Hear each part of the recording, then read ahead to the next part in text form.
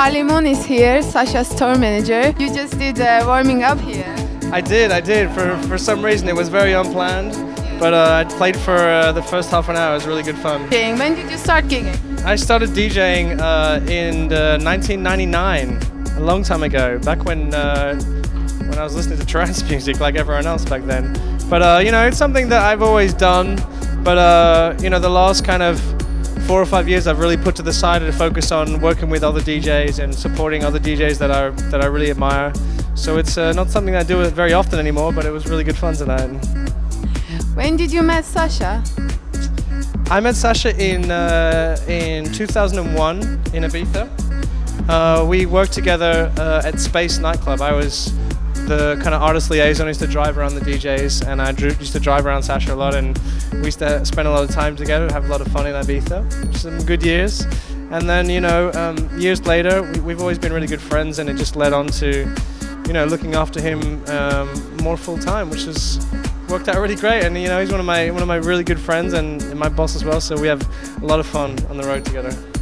You love your job. I love my job. I do. You know, it's like any job. You know, there's a lot of ups and downs on what you do. You know, it's, you know, there's a lot of airports and a lot of hotels, but you know, this is nothing. I travel the world. I have amazing food. I have an amazing job. I really enjoy it. Oh, I always knew how to look after DJs and stuff, but you know, it's really high. It's very stressful. You know, a lot of people think it's an easy job and think it's all party and all fun, but it is actually a lot of work and a lot of, you know, you have to be very organized. And when I first started doing this, you know, it was quite scary because, you know, when you're trying to plan things can snowball into a disaster, right? If you forget one box of records, then it's a disaster. You know, it's like one small tiny mistake can become a huge disaster. Especially for big name Sasha.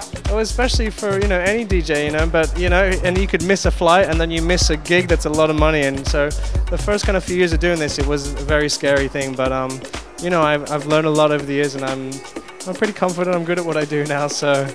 It definitely was much more stressful in the early days. Now I know how everything operates, so it's much easier now.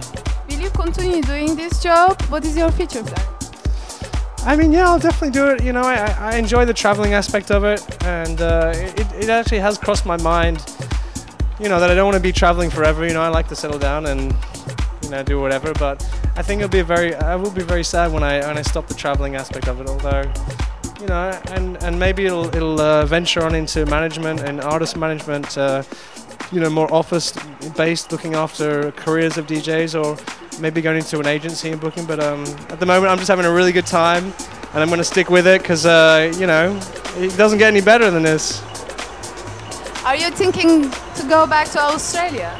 You know, it's a long way away, and I love living in London now. You know, it's a great culture in London, and the music is close to the rest of the music in Europe. And Australia, you know, I don't think Australia's behind in much of an aspect at all. I think they're very music conscious, and I think they're, you know, they're becoming a lot more educated than, you know, 10, 20 years ago.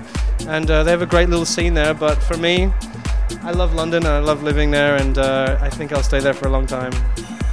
Thank you. Let's go to enjoy now.